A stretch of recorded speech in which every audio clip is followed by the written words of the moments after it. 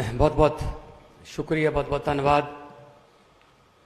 पंजाब दा दिल कहे जाण वाले शहर लुधियाना दे सत्कारयोग सारे साढ़े MLA साहबान, रायकोट तो, जगराओं तो, साढ़े सानेवाल तो, पायल तो, लुधियाने के सारे शहरी इलाकों तो, नाल साडे वर्किंग प्रेजिडेंट पार्टी दे ते बुढ़लाडे तो 2 बार विधायक चुने गए ते पंजाब दे विधान सभा दे विच सब तो वध पढ़े लिखे 6 MA जिन्होंने ने कीतियां हुई ने, श्री बुद्धराम जी वो भी बैठे ने। मैं सारिਆਂ ਦਾ धन्यवाद करदा। नाल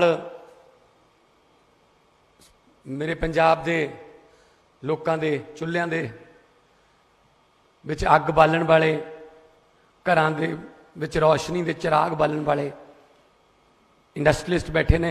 मेरे लिए कोई बगाने नहीं, बहुत बारी मीटिंगां अपनियां हो लियां, मैं सारिਆਂ ਨੂੰ लगभग जानदा ही हाँ। तो तुहाडा बहुत धन्यवाद, तुसीं इत्थे पहुंचे हो। साडे MP साहबान बैठे हैं राज सभा दे, अपने अपने फील्ड के एक्सपर्ट ने। मित्तल साहब एक बहुत बड़ा विद्यक अदारा चलाते हैं, लवली यूनिवर्सिटी, 40,000 तो वध स्टूडेंट है उत्थे, एक पूरी दुनिया बसा रखी है उत्थे। सानी साहब बिजनेस नू रिप्रजेंट करते हैं, CII नू, जिथे भी कई उत्थे जाके कोई बंदा इन्हां कोले आ गया तो ये हैल्प करते, आउट ऑफ द वे जाके भी हैल्प करते हैं। साडे यंग राज सभा के मैंबर राघव चड्डा जी, अज कितनी हो गई 15, बस अगले हफ्ते इन्हों की जिम्मेवारियां काफ़ी बदन वालियां ने। नहीं, पार्टी वालों असीं कुछ नहीं कर रहे, इन्हों की कोई जिम्मेवारी नहीं बढ़ा रहे, निजी जिम्मेवारियां बदन लगियां ने। सो एक बारी जोरदार ताड़ियां, नवा ब्याह दियां एडवांस बधाइयां दिन्ने असीं सो चड्डा साहब नूं। नाल संजीव अरोड़ा जी तुहाडे अपने ने, तुहाडे अपने चों निकले हुए ने। अनुराग वर्मा जी चीफ सैकटरी पंजाब, थापर दे इंजीनियरिंग कॉलेज तो गोल्ड मैडलिस्ट, ते इंडिया दे विचों 7वां रैंक आया सी जिस वेले इन्होंने IAS की सी। बहुत काबिल अफसर ने, तुसीं जानदे हो सारे।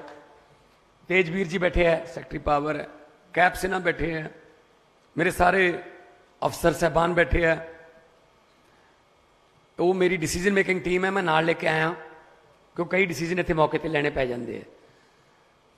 सब तो वध मैं धन्नवाद करदा, एक साडे चशमदीद गवाह आए ने, वो चैक करन आए ने कि जिहड़ियां मैं गारंटियां दित्तियां सी, मैं उदों नाल हुंदा सी, गारंटियां दे रहे सी, की उन्हां गारंटियां ते कोई काम हो रहा है।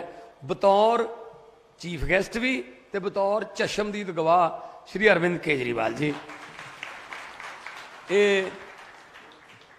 2 दिनों तो पंजाब च ने। परसों स्कूल ऑफ एमीनेंस का उद्घाटन होया, कमाल का शानदार स्कूल, पहला पंजाब का बन के तैयार। उस तो बाद अगले दिन अमृतसर के इंडस्ट्रीलिस्टां नाल मीटिंग हुई, कल रात जलंधर, अज तुहाडे कोले, इस तो बाद शाम नूं मोहाली। ना तुसी कोई धरना लाया, ना ही कोई मंग पत्र दिता है, ना ही कोई डिमांड की है कि साडे नाल मिलनी क्यों नहीं करते।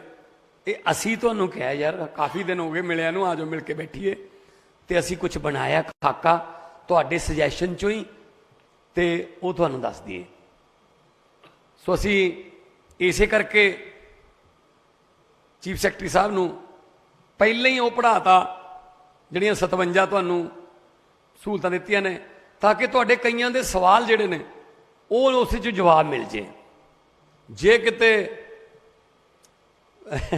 जनाब जी बोल रहे सी, जे किते कल वाली स्पीच ना सुनी हुंदी भी किहड़ियां फैसिलिटियां दे रहे ने, 4 घरों लेके आए सी बना के, जे कल वाली स्पीच ना होंदी 40 होंदियां। पर क्योंकि उस स्पीच के ਜਿਹੜੀ ਪ੍ਰੋਗਰਾਮ ਹੈ ਜਿਹੜਾ ਉਹਦੇ ਵਿੱਚ ਸਾਰਾ ਕੁਝ ਕਵਰ ਕਰ ਲਿਆ ਸੀ, ਛੋਟੇ ਤੋਂ ਛੋਟਾ ਵੱਡੇ ਤੋਂ ਵੱਡਾ। ਸਲਾਹ ਲਈ ਹੈ ਸਾਰਿਆਂ ਤੋਂ, ਮਿਲਦਾ ਰਹਿਣਾ ਮੈਂ ਸਾਰਿਆਂ ਨੂੰ, ਮੇਰੇ ਨਾਲ ਸਾਰੇ ਬੈਠੇ ਨੇ। ਦੇਖੋ ਇੰਡਸਟਰੀ ਜਿਹੜੀ ਆ ਉਹ ਦੋ ਚੀਜ਼ਾਂ ਕਰਕੇ ਵਿਸ਼ਵਾਸ ਕਰਦੀ ਹੈ ਗੌਰਮੈਂਟ ਤੇ। ਇੱਕ ਤਾਂ ਜੇ ਉਹਦੇ ਫਰੈਂਡਲੀ ਪਾਲਿਸੀ ਬਣ ਜੇ, ਦੂਸਰਾ ਉਹ ਪਾਲਿਸੀ ਲਾਗੂ ਹੋ ਜੇ ਤੇ ਹਰਾਸ਼ਮੈਂਟ ਖੱਜਲ ਖੁਆਰੀਆਂ ਦਫ਼ਤਰਾਂ 'ਚ ਨਾ ਹੋਣ, ਤਾਂ ਇੰਡਸਟਰੀਲਿਸਟ ਜਿਹੜਾ ਉਹ ਗੌਰਮੈਂਟ ਨੂੰ ਪਿਆਰ ਕਰਨ ਲੱਗ ਜਾਂਦਾ ਕਿ ਇਹ ਸਾਡੀ ਗੌਰਮੈਂਟ ਹੈ। ਉਹ ਨਾਲ ਦੇ ਫਿਰ ਕਿਸੇ ਐਗਜ਼ੀਬਿਸ਼ਨ ਤੇ ਜਾਂਦੇ ਆ, ਕਿਤੇ ਹੋਰ ਟੂਰ ਤੇ ਜਾਂਦੇ ਆ, ਉਹ ਕਹਿੰਦੇ ਆਓ ਸਾਡੇ ਕੋਲੇ ਆਓ ਯਾਰ, ਆਪਣੀ ਗੌਰਮੈਂਟ ਆ ਉੱਥੇ। ਜਦੋਂ ਮੁੱਖ ਮੰਤਰੀ ਦੇ ਦਫ਼ਤਰ 'ਚੋਂ ਫੋਨ ਜਾਵੇ, ਤੁਸੀਂ ਇੱਕ ਫੋਨ ਕਰੋ ਕਿਸੇ ਸਮੱਸਿਆ ਲਈ, ਤੁਹਾਨੂੰ ਵਾਪਸ 3 ਆਉਣ ਅਲੱਗ ਅਲੱਗ ਡਿਪਾਰਟਮੈਂਟਾਂ ਦੇ ਕਿ ਤੁਸੀਂ ਫੋਨ ਕੀਤਾ ਸੀ ਜੀ, ਹੋ ਗਿਆ ਜੀ ਕੰਮ, ਉਹ ਅਸੀਂ ਰਿਪੋਰਟ ਕਰਨੀ ਹੈ ਜੀ, ਤਾਂ ਫਿਰ ਇੰਡਸਟਰੀ ਵਿਸ਼ਵਾਸ ਕਰਦੀ ਹੈ ਜੀ ਕਿ ਹਾਂ ਲੱਗੇ ਹੋਏ ਨੇ, ਠੀਕ ਹੈ। ਤਾਣਾ ਬਾਣਾ ਉਲਝਿਆ ਕਾਫੀ ਸਾਲਾਂ ਦਾ, ਪਰ ਕੋਈ ਨਹੀਂ, ਸੁਲਝਾ ਲਾਂਗੇ। ਜਿਸ ਤਰ੍ਹਾਂ ਕਿਹਾ ਗਿਆ ਬੁਲਾਰਿਆਂ ਵੱਲੋਂ ਵੀ ਕਿ ਪੰਜਾਬੀ ਜਿਹੜੇ ਨੇ, ਸਚਿਤ ਜੀ ਬੋਲ ਰਹੇ ਸੀ, ਪੰਜਾਬੀ ਜਿਹੜੇ ਨੇ ਉਹ ਹਾਰਡ ਵਰਕਿੰਗ ਹੈ, ਸਕਿਲਡ ਹੈ। ਜੇ ਆਪਾਂ ਠੇਠ ਪੰਜਾਬੀ 'ਚ ਕਹਿਣੇ ਹੋਈਏ ਵੀ ਜਗਾੜੂ ਆ ਆਪਾਂ ਪੂਰੇ। ਕੋਈ ਵੀ ਚੀਜ਼ ਜਿਸ ਤਰ੍ਹਾਂ ਕਿਹਾ ਕਿ ਰਿਫਲੈਕਟਰ ਉਹਨੇ ਤਾਂ ਬਣਦਾ ਸੀ ਚਾਈਨਾ 'ਚੋਂ, ਜਰਮਨੀ ਗਏ, ਮੈਂ ਗਿਆ, ਮੈਂ ਉਸ ਕੰਪਨੀ 'ਚ ਗਿਆ ਹੋਇਆ, ਉਹ ਵੀ ਕਹਿੰਦੇ ਸੀ, ਕਹਿੰਦੇ ਇੰਡੀਆ ਨਾਲ, ਇੰਡੀਅਨ ਕਿਸੇ ਉਹਦੇ ਨਾਲ ਅਸੀਂ ਜੁਆਇੰਟ ਵੈਂਚਰ ਨਹੀਂ ਕਰਨਾ, ਅਸੀਂ ਧੋਖੇ ਬਹੁਤ ਖਾ ਲਏ, ਬਹੁਤ ਵੱਡੀਆਂ ਵੱਡੀਆਂ ਜਰਮਨੀ ਦੀਆਂ ਕੰਪਨੀਆਂ ਨਾਲ ਇੱਥੇ ਧੋਖੇ ਹੋ ਗਏ। ਉਹ ਕਹਿੰਦੇ ਨਹੀਂ ਅਸੀਂ ਨਹੀਂ ਚਾਹੁੰਦੇ। ਫਿਰ ਦੂਜੇ ਵੀ ਡਰ ਜਾਂਦੇ ਆ ਵੀ ਐਂ ਹੋਊਗਾ। ਤੁਸੀਂ ਕਿਹਾ ਨਹੀਂ, ਹੁਣ ਬਦਲ ਗਿਆ ਮਾਹੌਲ, ਐ ਨਾ ਕਰੋ, ਤੁਸੀਂ ਇੱਕ ਵਾਰੀ ਟਰਾਈ ਤਾਂ ਕਰਕੇ ਦੇਖੋ। ਠੀਕ ਹੈ, ਦਿਲ ਟੁੱਟ ਗਿਆ, ਪਰ ਜੋੜਨ ਦਾ ਮੌਕਾ ਤਾਂ ਦਿਓ ਨਾ। ਤਾਂ ਜਦੋਂ ਦੁਬਾਰਾ ਇੱਥੇ ਆਏ ਤੇ ਉਹੀ ਦੁਬਾਰੇ ਹੁਣ ਹੋਰ ਕੰਪਨੀਆਂ ਵੀ ਕਹਿੰਦੇ ਇੱਥੇ ਹੀ ਲਾਵਾਂਗੇ, ਵਿਸ਼ਵਾਸ ਬਣ ਗਿਆ। ਇਹਨੂੰ ਵਿਸ਼ਵਾਸ ਕਹਿੰਦੇ ਆ। ਸੋ ਮੈਂ ਆ ਜਿਹੜੀਆਂ ਫੈਸਿਲਿਟੀਆਂ ਅਸੀਂ ਦੇ ਰਹੇ ਹਾਂ, ਇਹ ਕੋਈ ਇੰਨੀਆਂ ਨਹੀਂ, ਇਹ ਕੋਈ ਲਾਸਟ ਨਹੀਂ ਹੈਗੀਆਂ। ਤੁਸੀਂ ਪਾਲਿਸੀ ਨੂੰ ਇਸਤੇਮਾਲ ਕਰਕੇ ਦੇਖੋ,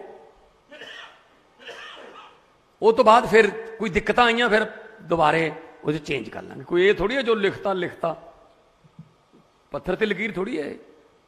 ਗੱਡੀਆਂ ਨੂੰ ਵੀ ਚੈੱਕ ਕਰਦੀ ਹੈ ਕੰਪਨੀ। ਹਰੇ ਵੱਡੀਆਂ ਵੱਡੀਆਂ ਕੰਪਨੀਆਂ ਜਦੋਂ ਗੱਡੀਆਂ ਬਣਾਉਂਦੇ ਨੇ ਤਾਂ ਆਪਣੀ ਫੈਕਟਰੀ ਦੇ ਵਿੱਚ ਕੰਧ 'ਚ ਮਾਰ ਕੇ ਦੇਖਦੇ ਉਹਨਾਂ ਨੂੰ ਕਿ ਕਿੰਨੇ ਕਿਲੋਮੀਟਰ ਦੀ ਸਪੀਡ ਤੇ 에ਅਰ ਬੈਗ ਖੁੱਲਦਾ, ਤੇ ਫਿਰ ਓਕੇ ਟੈਸਟਡ ਦਾ ਜਦੋਂ ਐਨ ਪ੍ਰੋਪਰ ਹੁੰਦਾ ਫਿਰ ਉਹ ਪਬਲਿਕ ਦੇ ਵਿੱਚ ਕਰਦੇ। ਇਸੇ ਤਰ੍ਹਾਂ ਹੀ ਆਪਾਂ ਪਾਲਿਸੀ ਹੈ, ਤੁਸੀਂ ਇਸਤੇਮਾਲ ਕਰ ਲਓ। ਉਹ ਆਉਂਦੀ ਨਹੀਂ ਐਡ, ਇੱਕ ਪਹਿਲੇ ਇਸਤੇਮਾਲ ਕरें ਫਿਰ ਵਿਸ਼ਵਾਸ ਕरें, ਉਹ ਵਾਲੀ ਕਰੋ। ਤੁਸੀਂ ਪਹਿਲਾਂ ਇਸਤੇਮਾਲ ਕਰੋ ਫਿਰ ਵਿਸ਼ਵਾਸ ਕਰਿਓ।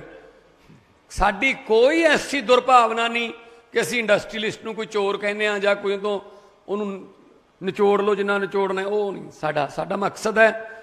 ਇੰਡਸਟਰੀਲਿਸਟ ਜਿਹੜਾ ਹੈ ਉਹ ਟੈਕਸ ਵੀ ਦਿੰਦਾ ਗੌਰਮੈਂਟ ਨੂੰ ਡਾਇਰੈਕਟ, ਤੇ ਨਾਲ ਬੇਰੁਜ਼ਗਾਰਾਂ ਨੂੰ ਨੌਕਰੀ ਵੀ ਦਿੰਦਾ ਡਾਇਰੈਕਟ ਐਂਡ ਇਨਡਾਇਰੈਕਟ। ਉਹਦੇ ਕਰਕੇ ਕਿੰਨਾ ਕੁਛ ਹੋਰ ਚੱਲਦਾ ਹੈ, ਕਿੰਨੀ ਜਿਹੜੀ ਦੀਵੇ ਨਾਲ ਜੋਤ ਜਗਦੀ ਹੈ। ਜਿੰਨੇ ਵੀ ਹੁਣ ਅੱਜ ਮਸਲੇ ਆਏ ਨੇ, ਬਿਜਲੀ ਬੋਰਡ ਨਾਲ ਸੰਬੰਧਿਤ ਨੇ, ਲੋਕਲ ਗੌਰਮੈਂਟ ਨਾਲ ਸੰਬੰਧਿਤ ਨੇ, ਕੁਝ ਸੁਝਾਅ ਬਹੁਤ ਵਧੀਆ ਆਏ ਨੇ। ਇੱਕ ਜਿਹੜਾ ਮੈਂ ਸੋਚ ਰਿਹਾ ਸੀ ਹੁਣ ਬੈਠਾ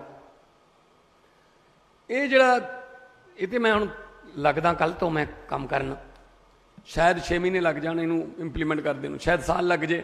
ਸਹਿਯੋਗ ਚਾਹੀਦਾ ਤੁਹਾਡਾ। ਜਦੋਂ ਤੁਸੀਂ ਜਰਮਨੀ ਤੋਂ ਤੁਹਾਡੇ ਪਾਰਟਨਰ ਆਉਂਦੇ ਨੇ ਇੱਥੇ, ਤਾਂ ਉਹ ਪ੍ਰੋਡਕਸ਼ਨ ਯੂਨਿਟ ਦੇਖਣ ਜਾਂਦੇ ਨੇ, ਲੈ ਕੇ ਤੁਸੀਂ ਜਾਂਦੇ ਹੋ ਉਹਨੂੰ ਮਰਸਡੀਜ਼ 'ਚ, BMW 'ਚ, ਪਰ ਜਾਂਦੇ ਜਾਂਦੇ ਥੋੜਾ ਦਿਲ ਨੂੰ ਨਾ ਧੁੜਕੂ ਜਿਹਾ ਲੱਗਿਆ ਹੁੰਦਾ, ਯਾਰ ਸੜਕ ਬਹੁਤ ਖਰਾਬ ਹੈ ਫੋਕਲ ਪੁਆਇੰਟ ਦੀ, ਇਹ ਕੀ ਸੋਚੂਗਾ ਯਾਰ।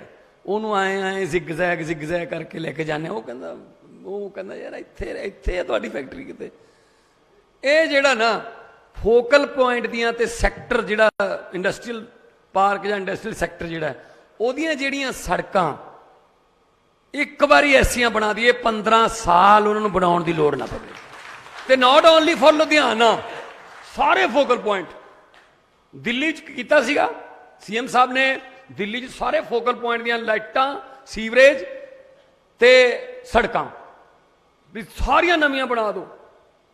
ਪਰ ਉਹ ਦਿੱਲੀ ਹੈ, ਕਿਉਂਕਿ ਉੱਥੇ ਚੰਗਾ ਕੰਮ ਕਰਨ ਤੋਂ ਰੋਕਦੇ ਨੇ। ਉਹ ਐਲਜੀ ਨੇ ਕੋਈ ਫਾਈਲ ਦੇ ਵਿੱਚ ਡਿੱਕਾ ਲਾਤਾ, ਪਰ ਆਪਣੇ ਕੋਲ ਕੋਈ ਐਦਾਂ ਦੀ ਪ੍ਰੋਬਲਮ ਨਹੀਂ, ਆਪਾਂ ਇਹ ਇੰਪਲੀਮੈਂਟ ਕਰ ਸਕਦੇ ਹਾਂ। ਹੁਣ ਇਹਦੇ ਵਿੱਚ ਤੁਹਾਡਾ ਸਹਿਯੋਗ ਚਾਹੀਦਾ ਹੋਊਗਾ ਮੈਨੂੰ, ਕਿ ਜਿੱਥੇ ਇੰਡਸਟਰੀ ਹੈ, ਚਾਹੇ ਉਹ ਕੱਲੀ ਇੰਡਸਟਰੀ ਇੱਕ ਹੈ, ਉਹਨੂੰ ਵੀ ਸੜਕ ਜਾਂਦੀ ਹੋਵੇ, ਸ਼ਾਨਦਾਰ ਲਾਈਟਿੰਗ ਹੋਵੇ, ਤੇ ਨਾਲ ਹੁਣ ਲਾਅ ਐਂਡ ਆਰਡਰ ਕਰਕੇ ਤੁਸੀਂ ਕਿਹਾ ਸੀ, ਤਾਂ ਅਸੀਂ ਇੰਡਸਟਰੀ ਦੇ ਵਿੱਚ, ਏਰੀਏ ਦੇ ਵਿੱਚ, ਫੋਕਲ ਪੁਆਇੰਟਾਂ ਦੇ ਵਿੱਚ ਚੌਂਕੀਆਂ ਪੁਲਿਸ ਦੀਆਂ ਸਪੈਸ਼ਲੀ ਤੁਹਾਡੇ ਲੇਬਰ ਲਈ, ਤੁਹਾਡੇ ਲਈ, ਜਾਂ ਕੋਈ ਇਸ ਤਰ੍ਹਾਂ ਦਾ ਕੋਈ ਸਨੈਚਿੰਗ ਜਾਂ ਕੋਈ ਰਾਤ ਨੂੰ ਲੇਬਰ ਜਾਂਦੀ ਹੈ ਵਾਪਸ, ਕੋਈ ਇਸ ਤਰ੍ਹਾਂ ਦਾ ਹੋਵੇ, ਤਾਂ ਇੰਡਸਟਰੀਅਲ ਚੌਂਕੀਆਂ ਪੁਲਿਸ ਦੀਆਂ ਅਸੀਂ 6 ਲੁਧਿਆਣੇ ਨੂੰ ਅਸੀਂ ਜਿਹੜੀਆਂ ਉਹ ਕਰਤੀਆਂ। ਹਫ਼ਤੇ ਦੇ ਵਿੱਚ ਨੋਟੀਫਿਕੇਸ਼ਨ ਹੋ ਕੇ ਤੇ ਉਹ ਆ ਜਾਣਗੇ ਉੱਥੇ ਜੀ, ਤੁਹਾਡੇ ਰੱਖਿਆ ਲਈ, ਲੇਬਰ ਦੀ ਰੱਖਿਆ ਲਈ ਹੋਊਗਾ। ਇੱਕ ਜਿਹੜਾ ਵੱਡਾ ਮਸਲਾ ਸੀਗਾ, ਅੱਜ ਮੈਂ ਉਹ ਵੀ ਅਨਾਉਂਸ ਕਰਨਾ ਚਾਹੁੰਦਾ। ਮੈਡਮ ਸ਼ੀਨਾ ਬੈਠੇ ਨੇ, ਮੇਰੇ ਕੋਲ ਆਏ ਸੀਗੇ, ਲੁਧਿਆਣੇ ਦੇ ਸਾਰੇ ਹੀ MLA ਆਏ ਸੀਗੇ। ਉਹ ਫੈਸਲਾ ਅਸੀਂ ਕਰ ਲਿਆ ਸੀਗਾ, ਜਿਵੇਂ ਤੁਹਾਡੀ ਲੇਬਰ ਜਾਂ ਕੋਈ ਅਨਅਥੋਰਾਈਜ਼ ਕਲੋਨੀ ਬਣ ਗਈ, ਉੱਥੇ ਬਿਜਲੀ ਦਾ ਮੀਟਰ ਨਹੀਂ ਲੱਗਦਾ ਜੀ। ਚਲੋ ਸੜਕਾਂ ਜਾਂ ਸੀਵਰੇਜ ਤਾਂ ਉੱਥੇ ਕੀ ਬਣਿਆ, ਅਨਅਥੋਰਾਈਜ਼ਡ ਹੈ, ਬਿਜਲੀ ਦਾ ਮੀਟਰ ਵੀ ਨਹੀਂ ਲੱਗਦਾ। ਸਰਕਾਰ ਨਾਲ ਰੌਲਾ ਚੱਲਦਾ ਹੈ, ਸਰਕਾਰ ਬਾਅਦ 'ਚ ਆਪਣਾ ਰੌਲਾ ਨਿਬੇੜ ਲੂਗੀ ਉਹਨਾਂ ਨਾਲ, ਸੀਵਰੇਜ ਦਾ ਜਾਂ ਬਿਜਲੀ ਦਾ ਜਾਂ ਕੋਈ ਵੀ ਹੋਰ, ਪਰ ਘੱਟੋ ਘੱਟ ਮੀਟਰ ਉਹਨਾਂ ਦੇ ਘਰੇ ਜਿਹੜੇ ਬੱਚੇ 5 6 7 8 10 ਸਾਲ ਦੇ ਨੇ ਪੜ੍ਹਦੇ ਹੋਣਗੇ, ਉਹ ਕਿਵੇਂ ਪੜ੍ਹਦੇ ਹੋਣਗੇ? ਫਿਰ ਇਹਦਾ ਮਤਲਬ ਦੀਵਾ ਲਾਉਂਦੇ ਹੋਣਗੇ ਉਹ, ਜਾਂ ਕੋਈ ਕਿਸ ਤਰ੍ਹਾਂ ਦੀ ਲਾਈਟ ਵਰਤਦੇ ਹੋਣਗੇ। ਸੋ ਮੈਂ ਨਹੀਂ ਚਾਹੁੰਦਾ ਪੰਜਾਬ ਦੇ ਵਿੱਚ ਕੋਈ ਇਹੋ ਜਿਹਾ ਬੱਚਾ ਹੋਵੇ ਜਿਹਨੂੰ ਅੱਜ ਦੇ ਜ਼ਮਾਨੇ 'ਚ ਕੋਈ ਦੀਵਾ ਬੱਤੀ ਜਾਂ ਮੋਮਬੱਤੀ ਬਾਲ ਕੇ ਪੜ੍ਹਨਾ ਪਵੇ। ਅਸੀਂ ਫੈਸਲਾ ਕੀਤਾ, ਅਸੀਂ ਕਿਉਂਕਿ ਇਹਦਾ ਕਿਹੜਾ ਬਿੱਲ ਆਉਣਾ ਹੈ, ਕਿਉਂਕਿ 600 ਯੂਨਿਟ ਤੱਕ ਤਾਂ ਬਿੱਲ ਮਾਫ ਹੀ ਹੈ। ਫਿਰ ਜੇ ਮਾਫ ਵਾਲਾ ਹੀ ਲਾਉਣਾ ਹੈ, ਫਿਰ ਉਹਨਾਂ ਦੇ ਘਰੇ ਲਾ ਦਿੰਦੇ ਹਾਂ, ਸਾਰਿਆਂ ਦੇ ਘਰੇ ਬਿਜਲੀ ਬਿੱਲ ਸਾਰਿਆਂ ਦੇ ਬਿਜਲੀ ਦੇ ਮੀਟਰ ਲਾਵਾਂਗੇ ਅਸੀਂ। ਅਨਆਥੋਰਾਈਜ਼ਡ ਦਾ ਜੋ ਮਰਜ਼ੀ ਅਸੀਂ ਉਹਨਾਂ ਦੇ ਘਰ ਦੀ ਜਿਹੜੇ ਉਹਨਾਂ ਦੇ ਬੇਸਿਕ ਨੀਡਸ ਨੇ, ਜਿਹੜੇ ਰਾਈਟਸ ਨੇ ਉਹਨਾਂ ਦੇ ਬੇਸਿਕ, ਉਹ ਨਹੀਂ ਅਸੀਂ ਖੋਹ ਸਕਦੇ। ਕੈਦੀਆਂ ਨੂੰ ਵੀ ਹੱਕ ਨੇ ਕਿ ਡਾਕਟਰ ਦੇ ਜਾ ਸਕਦੇ ਨੇ, ਉਹਨਾਂ ਦਾ ਹੱਕ ਨੇ, ਕੈਦੀਆਂ ਦੇ ਹੱਕ ਨੇ। ਇਹ ਕੈਦੀ ਥੋੜੀ ਨੇ ਯਾਰ, ਇਹ ਤਾਂ ਕੰਮ ਕਰਨ ਵਾਲੇ ਬੰਦੇ ਨੇ ਚੱਕ ਕੇ। ਚਲੋ 50 ਗਜ ਦੇ ਘਰ 'ਚ ਰਹਿੰਦਾ, ਕੋਈ 20 ਗਜ ਦੇ ਘਰ 'ਚ ਵੀ ਰਹਿੰਦਾ। ਸੋ ਜਿੱਥੇ ਵੀ ਉਹ ਕਹਿਣਗੇ ਬਿਜਲੀ ਦਾ ਮੀਟਰ ਜਿਹੜਾ ਉਹਨਾਂ ਦੇ ਘਰੇ ਲੱਗੂਗਾ, ਤੇ 600 ਯੂਨਿਟ ਤੱਕ ਬਿਜਲੀ ਫਰੀ ਹੈ। ਮੈਨੂੰ ਨਹੀਂ ਲੱਗਦਾ ਕਿ ਉਹ 600 ਯੂਨਿਟ ਤੋਂ ਵੱਧ ਉਹ ਬਿਜਲੀ ਵਰਤਣਗੇ। ਸੋ ਇਸ ਕਰਕੇ ਨੰਬਰ 2 ਤੇ ਮੈਂ ਮਿਲਦਾ ਰਹਿੰਦਾ ਸੀ, ਜਦੋਂ ਅਹੂਜਾ ਸਾਹਿਬ ਵੀ ਅਕਸਰ ਮਿਲਦੇ ਰਹਿੰਦੇ, ਕਿਤੇ ਸਮਿਟ ਤੇ ਕਿਤੇ। ਵੱਡੀ ਪ੍ਰੋਬਲਮ ਸੀ ਕਿ ਜਦੋਂ ਬੇਸਮੈਂਟ ਤੁਸੀਂ ਪੱਟਣੀ ਹੈ, ਕਹਿੰਦੇ ਮਾਈਨਿੰਗ ਹੈ, NGT ਕਹਿੰਦੀ ਮਾਈਨਿੰਗ ਹੈ। ਚਲੋ NGT ਦੇ ਰੂਲ ਨੇ, ਫੋਲੋ ਕਰਨੇ ਪੈਂਦੇ। ਫਿਰ 143 ਰੁਪਏ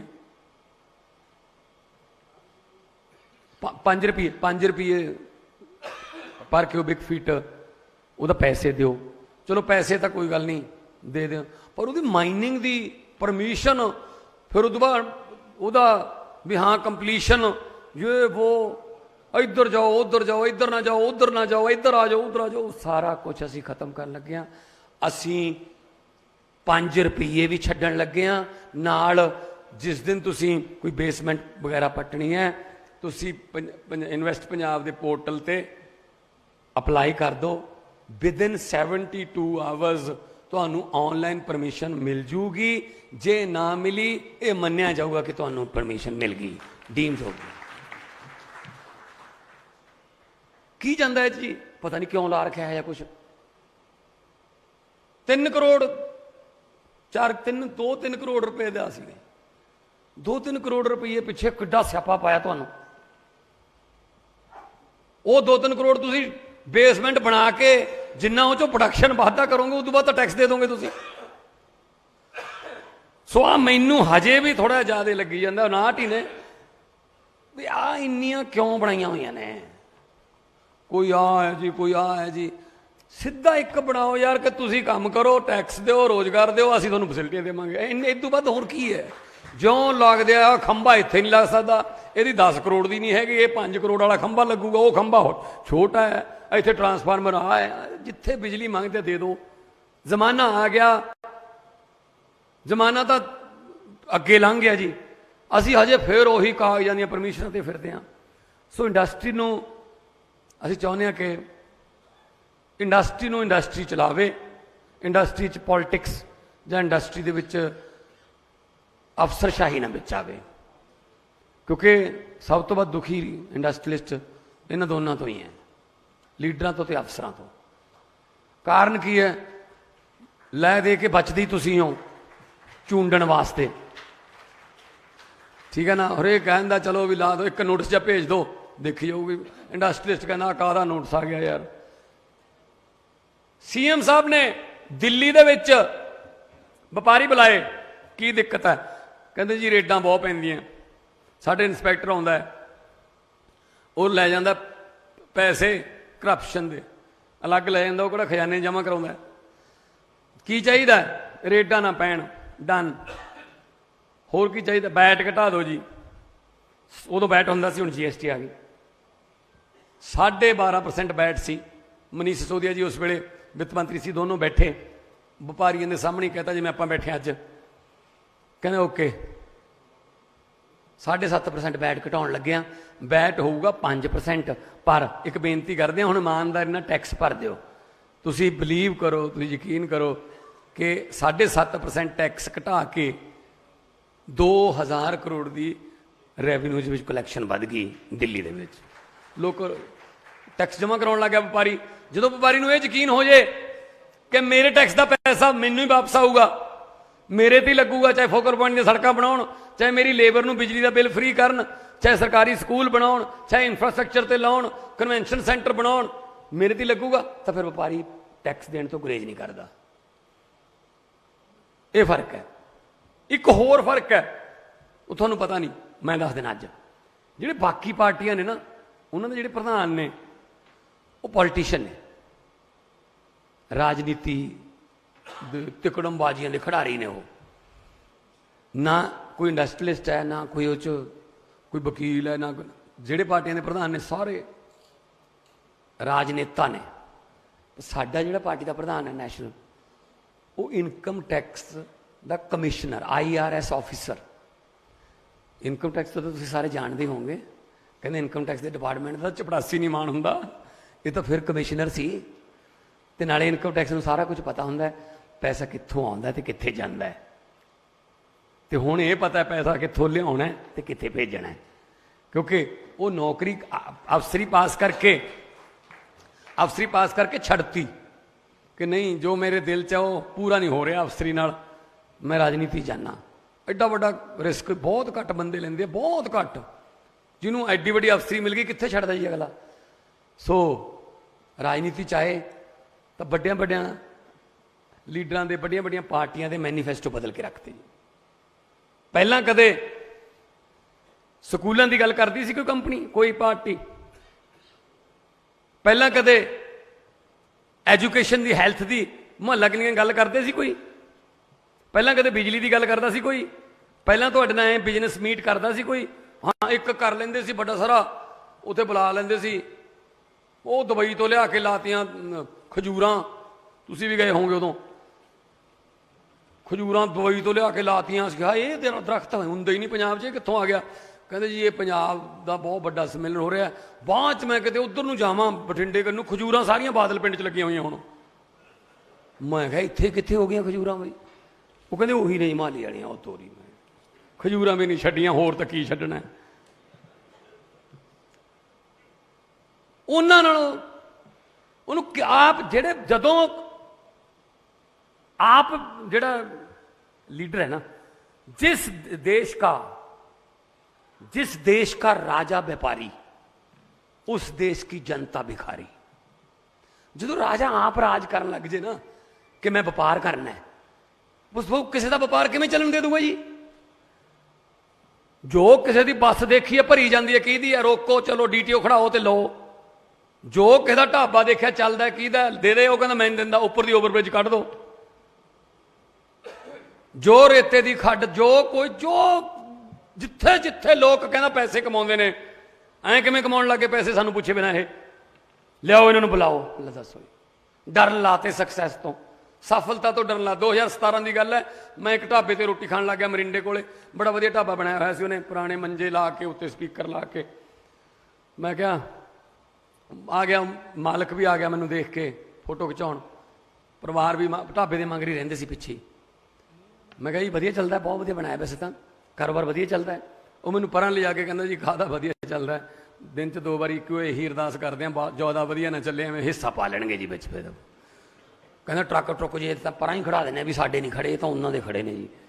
ਅਸੀਂ ਗਿਣਨ ਲੱਗ ਗਏ ਸੀ ਕਿੰਨੀਆਂ ਗੱਡੀਆਂ ਖੜੀਆਂ, ਕਿੰਨੇ ਟਰੱਕ ਖੜੇ ਨੇ, ਲਿਆ ਪਾਓ ਹਿੱਸਾ 'ਚ। ਦੱਸੋ ਕੋਈ ਗੱਲ ਹੈ? ਤੁਸੀਂ ਇੰਡਸਟਰੀਲਿਸਟ ਨੂੰ ਪ੍ਰੋਫਿਟ ਦੇ ਵਿੱਚੋਂ 25%, ਕੀ ਗੱਲ ਤੁਸੀਂ ਲੀਡਰ ਬਣ ਗਏ, ਤੁਹਾਡੇ ਹੱਥ 'ਚ ਪੈਨ ਆ ਗਿਆ, ਤੁਸੀਂ ਇੰਨਾ ਜ਼ਿਆਦਾ ਐਕਸਪਲੋਇਟ ਕਰੋਗੇ? ਫਿਰ ਸਾਰਾ ਕੁਝ ਅਸੀਂ ਬੰਦ ਕਰਤਾ। ਤੁਸੀਂ ਆ ਮੇਰੇ ਇੰਡਸਟਰੀਲਿਸਟ ਬੈਠੇ ਨੇ ਲੁਧਿਆਣੇ ਦੇ, ਇੱਕ ਬੰਦਾ ਦੱਸ ਦਿਓ, ਇੱਕ ਬੰਦਾ ਹੱਥ ਖੜਾ ਕਰ ਦਿਓ ਕਿਸੇ ਕੰਮ ਲਈ ਤੁਸੀਂ ਅਪਲਾਈ ਕੀਤਾ ਤੇ ਤੁਹਾਡੇ ਤੋਂ ਕਿਸੇ ਨੇ ਰਿਸ਼ਵਤ ਮੰਗੀ ਹੋਵੇ ਵੀ 1 ਰੁਪਈਆ ਦੇ ਦੇ, 10,000 ਦੇ ਦੇ। ਵੋਟਾਂ ਆ ਕੇ ਹਟੀਆਂ ਜਲੰਧਰ ਦੀਆਂ ਬਾਈ ਇਲੈਕਸ਼ਨ, ਆਮ ਤੌਰ ਤੇ ਬਾਈ ਇਲੈਕਸ਼ਨਾਂ ਵੇਲੇ ਬਿਜ਼ਨਸਮੈਨਾਂ ਤੋਂ ਲਾਲ ਥੈਲੀਆਂ ਲੈ ਲੈਂਦੇ ਆ ਇਹ, ਕੀ ਕਰੀਏ ਖਰਚਾ ਹੋਊਗਾ ਫਲਾਣ ਤੇ ਅਮਕਾ। ਇੱਕ ਬੰਦਾ ਦੱਸ ਦਿਓ ਲੁਧਿਆਣੇ ਦਾ ਜਿਹਨੂੰ ਇਹ ਕਿਹਾ ਹੋਵੇ ਅਸੀਂ ਕਿ ਪੈਸੇ ਦੇ ਦਿਓ ਜੀ ਅਸੀਂ ਇਲੈਕਸ਼ਨ ਲੜਨੀ ਹੈ। ਜਦੋਂ ਅਸੀਂ ਪੈਸੇ ਤਾਂ ਉਹਨਾਂ ਨੂੰ ਹਰਾ ਹੀ ਨਹੀਂ ਸਕਦੇ, ਹਰਾ ਹੀ ਪਿਆਰ 'ਚ ਸਕਦੇ ਹਾਂ, ਉਹ ਸਾਡੇ ਕੋਲ ਹੈਗਾ, ਫਿਰ ਉਹਦਾ ਖਜ਼ਾਨਾ ਸਾਡੇ ਕੋਲ ਸਭ ਤੋਂ ਵੱਡਾ। ਸੋ ਇਸ ਕਰਕੇ ਅਸੀਂ ਜਿਹੜਾ ਕਰਦਾਤਾ ਹੈ ਉਹਨੂੰ ਅੰਨਦਾਤਾ ਹੈ, ਉਹਨੂੰ ਅਸੀਂ ਸਟੇਟ ਦਾ ਪਰਿਵਾਰ ਦਾ ਮੈਂਬਰ ਮੰਨਦੇ ਹਾਂ। ਅਸੀਂ ਤੁਹਾਨੂੰ ਅੱਜ ਮੈਂਬਰ ਦੇ ਤੌਰ 'ਤੇ, ਪਰਿਵਾਰ ਦੇ ਮੈਂਬਰ ਦੇ ਤੌਰ 'ਤੇ ਅਸੀਂ ਮਿਲਣ ਆਏ ਹਾਂ। ਇਹ ਮਿਲਣੀਆਂ ਚੱਲਦੀਆਂ ਰਹਿਣਗੀਆਂ, ਹਰ 3-4 ਮਹੀਨੇ ਬਾਅਦ ਇੱਦਾਂ ਬੈਠਿਆ ਕਰਾਂਗੇ। ਬੜੇ ਅੱਛੇ ਆਈਡੀਆ ਦੱਸੇ, ਯੰਗ ਲੜਕਾ ਹੀਰੋ ਸਾਈਕਲ ਵਾਲੇ, ਕਿੱਦਾਂ ਜਾਪਾਨ ਦੀਆਂ ਉਦਾਹਰਨਾਂ ਦਿੱਤੀਆਂ। ਸਾਡੇ ਕੋਲ ਬਹੁਤ ਟੈਲੈਂਟ ਹੈ ਜੀ, ਬਹੁਤ ideas, out of the box ideas ਪਏ ਨੇ, ਇੰਪਲੀਮੈਂਟ ਕਰਨ ਵਾਲੇ। ਬਸ ਕਨਵੈਨਸ਼ਨ ਸੈਂਟਰ ਦੀ ਗੱਲ ਕੀਤੀ ਹੈ, ਕਨਵੈਨਸ਼ਨ ਸੈਂਟਰ ਬੜੀ ਜਲਦੀ ਲੁਧਿਆਣੇ ਦੇ ਇੱਧਰਲੇ ਪਾਸੇ ਹੀ ਜਿੱਧਰ ਆਪਾਂ ਫਿਰਦੇ ਹਾਂ, ਮੁੱਲਾਪੁਰ ਤੋਂ ਸੁਧਾਰ ਵਾਲੀ ਰੋਡ 'ਤੇ ਕਿਤੇ ਜ਼ਮੀਨ ਦੇਖ ਲਾਂਗੇ, ਤਾਂ ਕਿ ਹਲਵਾਰਾ ਏਅਰਪੋਰਟ ਵੀ ਉੱਥੋਂ 10-15 ਮਿੰਟ ਦਾ ਰਾਹ ਹੋਵੇ, ਇੱਥੋਂ ਤੁਹਾਡਾ ਵੀ 15-20 ਮਿੰਟ ਦਾ ਰਾਹ ਹੋਵੇ। ਵਿੱਚ ਹੀ ਇੱਕ 4 ਸਟਾਰ ਹੋਟਲ ਬਣਾ ਦੇਵਾਂਗੇ, ਜਿਵੇਂ ਆਪਾਂ ਜਰਮਨੀ 'ਚ ਦੇਖਿਆ ਸੀਗਾ, ਅਹੂਜਾ ਸਾਹਿਬ ਉੱਥੇ ਹੈਗੇ ਸੀ, ਮੌਜੂਦ ਸੀ। ਤੇ ਇੱਦਾਂ ਕਨਵੈਨਸ਼ਨ ਸੈਂਟਰ ਅਸੀਂ ਬਣਾਵਾਂਗੇ। ਜੇ PPP ਮੋਡ 'ਚ ਬਣਾਉਣਾ ਉਹ ਵੀ ਤੁਹਾਡੇ ਨਾਲ ਗੱਲ ਕਰ ਲਾਂਗੇ, ਤੁਸੀਂ ਬਣਾ ਲਿਓ, ਅਸੀਂ ਤੁਹਾਨੂੰ ਪ੍ਰੋਵਾਈਡ ਕਰਵਾ ਦਾਂਗੇ। ਤੇ ਉਸ ਤੋਂ ਬਾਅਦ ਜੋ ਵੀ ਉਹਦਾ ਟਰਮਸ ਐਂਡ ਕੰਡੀਸ਼ਨਸ ਨੇ ਉਹ ਆਪਾਂ ਡਿਸਾਈਡ ਕਰ ਲਾਂਗੇ। ਤੇ ਹਲਵਾਰਾ ਬੜੀ ਜਲਦੀ, ਹਲਵਾਰੇ ਤੋਂ ਫਲਾਈਟਾਂ ਸ਼ੁਰੂ ਹੋਣਗੀਆਂ ਦਿੱਲੀ ਨੂੰ। ਹਿੰਡਨ ਦੀ ਹੋਈ ਹੈ, ਜਿਸ ਤਰ੍ਹਾਂ ਕਿਹਾ ਕਿ ਗਾਜ਼ੀਆਬਾਦ ਤੋਂ ਫਿਰ ਇੱਧਰ ਆਉਣਾ ਪੈਂਦਾ, ਪਰ ਕੋਈ ਨਹੀਂ, ਕਿਉਂਕਿ ਦਿੱਲੀ ਏਅਰਪੋਰਟ ਦੀ ਪਰਮਿਸ਼ਨ ਬਹੁਤ ਮੁਸ਼ਕਿਲ ਮਿਲਦੀ ਹੈ, ਬਹੁਤ ਜ਼ਿਆਦਾ ਟ੍ਰੈਫਿਕ ਉੱਥੇ ਹੋ ਗਈ, ਇਸ ਕਰਕੇ ਨਵੇਂ ਜਿਹੜੇ ਰੂਟ ਨੇ ਉਹਨਾਂ ਨੂੰ ਹਜੇ ਉਹ ਅਲਾਓ ਨਹੀਂ ਕਰ ਰਹੇ, ਪਰ ਅਸੀਂ ਏਵੀਏਸ਼ਨ ਮਿਨਿਸਟਰੀ ਨਾਲ ਇਨ ਟੱਚ ਆ। ਸੋ ਬਿਲ ਗੇਟਸ ਨੇ ਕਿਹਾ, ਕਹਿੰਦਾ ਵੀ I am not university topper, but ਪੂਰੀ ਦੁਨੀਆ ਦੇ ਯੂਨੀਵਰਸਿਟੀ ਟੌਪਰ ਜਿਹੜੇ ਨੇ ਉਹ ਮੇਰੇ ਅੰਡਰ ਕੰਮ ਕਰਦੇ ਨੇ। ਸੋ ਸਾਡੇ ਕੋਲੇ ਦਿਮਾਗ ਹੈਗੇ ਨੇ, ਸਾਡੇ ਕੋਲੇ ਕ੍ਰੀਏਟੀਵਿਟੀ ਹੈ। ਉਹ ਯੰਗ ਲੜਕਾ ਜਿਹੜਾ ਖੜਾ ਹੋਇਆ ਸੀ, ਉਹਨੇ ਇੱਥੇ ਕੰਮ ਸ਼ੁਰੂ ਕਰ ਲਿਆ ਇਸੇ ਉਮਰ 'ਚ ਹੀ।